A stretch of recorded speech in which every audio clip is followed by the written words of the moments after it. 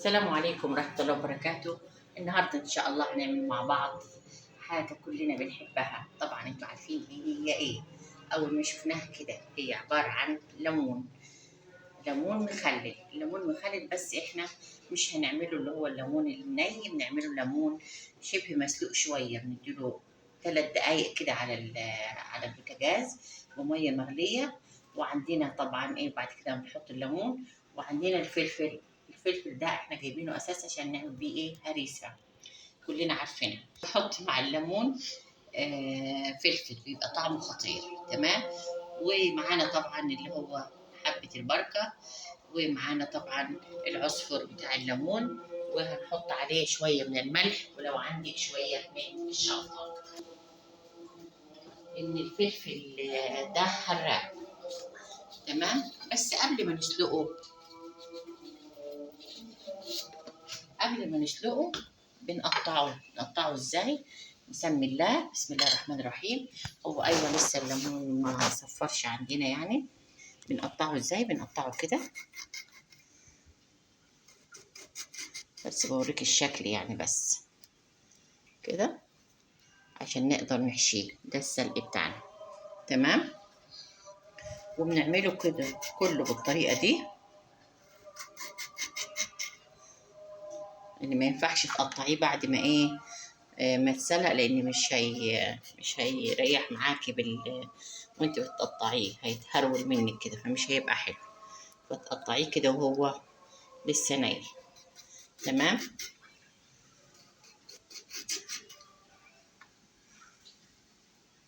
بنفس الطريقة دي. وبعد كده نبقى نكمل دول. لكن انا عايزة الفلفل بتاعنا ده اللي انا بقول عليه هنعمله ازاي. احنا غاسلينه كويس جدا طبعا.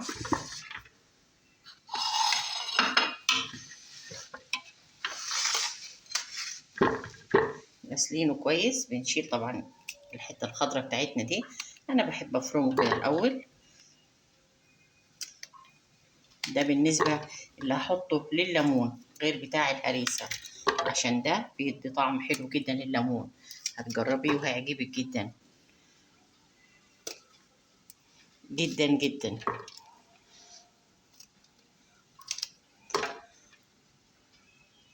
كده اهو قطعناها كده جدا جدا.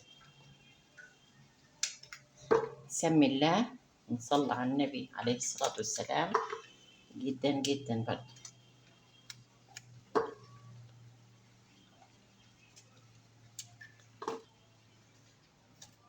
نخلص الكميه بتاعتنا اللي احنا بنعملها جدا جدا ونفرمها. وبعد كده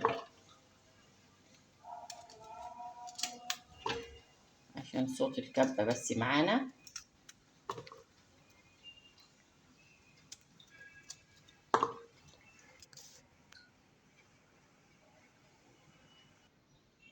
سلقنا كده الليمون زي ما قلنا.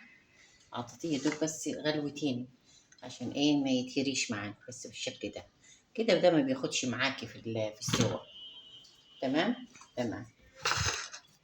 كده بنجيب البطرمان بتاعنا. احنا ان شاء الله هنجيب شويه ليمون تاني، بس انا حبيت اوريكم إيه كبدايه الكميه بس يعني، عشان الفيديو بس ما يطولش معانا.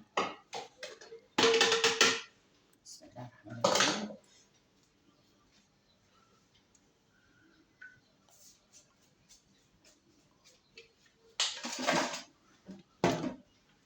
ده الفلفل اللي احنا فرمناه وهو ني كده.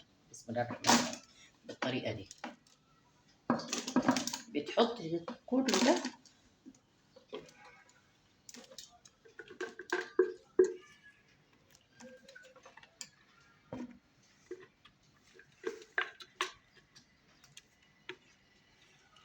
تحط شويه كده.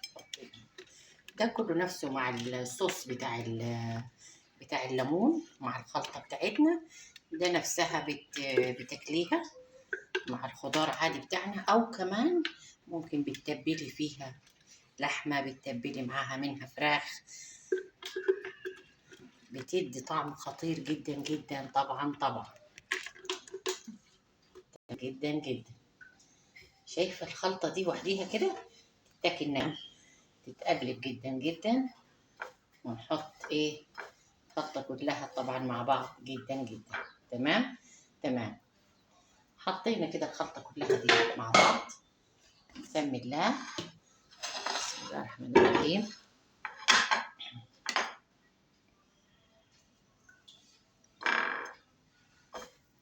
حبة البركة حلوة أساسا. بسم الله الرحمن الرحيم. بالطريقة دي كده أهو.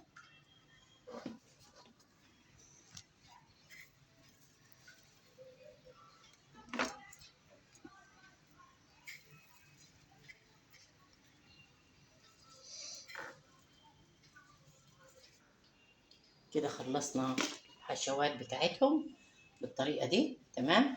طبعا فضلوا دول، احنا لسه ان شاء الله هنجيب عليهم 2 كيلو تاني، بس حبيت اوريهم لكم. نرمي دول كده فيهم. ده الفوائد بتاعتنا مع الفلفل برضو.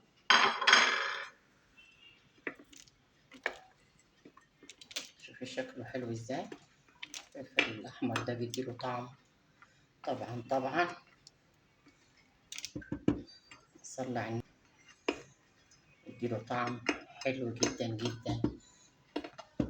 ودينا حطيناه على بعض جدا جدا، جميل جدا جدا اهو. شايفه شكله حلو ازاي، جدا جدا جدا اهو. الطريقه دي هنجيب طبعا معاه شويه ميه، تمام، مع شويه من الملح، مع شويه من الزيت.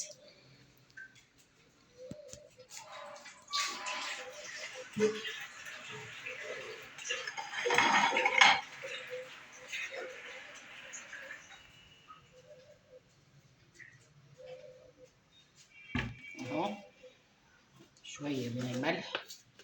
بسم الله الرحمن الرحيم. جدا جدا اهو.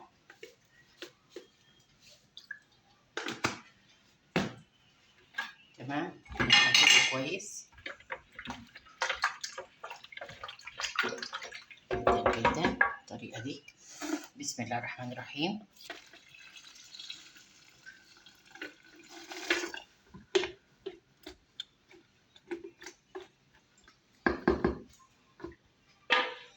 جدا جدا. وبنحط شويه من الزيت.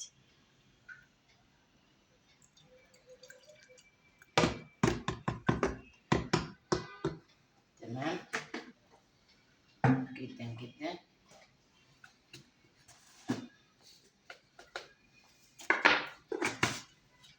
ونغطيه.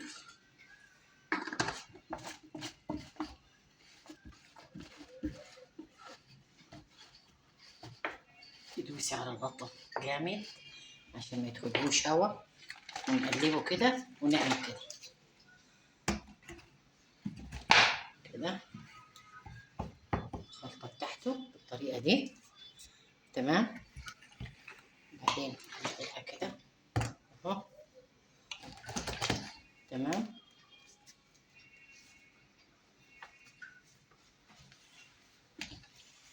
خلي بالك الغطا اللي كويس. تمام. وده الشكل النهائي بتاعه. اما ده بالنسبه خلصنا كده ايه، احنا الليمون بتاعنا طالع حلو جدا جدا جدا. ده اللي احنا قلنا عليه ان شاء الله هنعملها هريسه. تمام. هنشوفوا كده هنعملها هريسه ازاي في الفيديو اللي جاي ان شاء الله. كده ان شاء الله نصلي على النبي ونقول عليه الصلاه والسلام. ولو عجبك الفيديو ما تنسيش تعملي لايك واشتراك في القناه ونفعل الجرس عشان القناة تكبر بيكم. والسلام عليكم ورحمة الله وبركاته.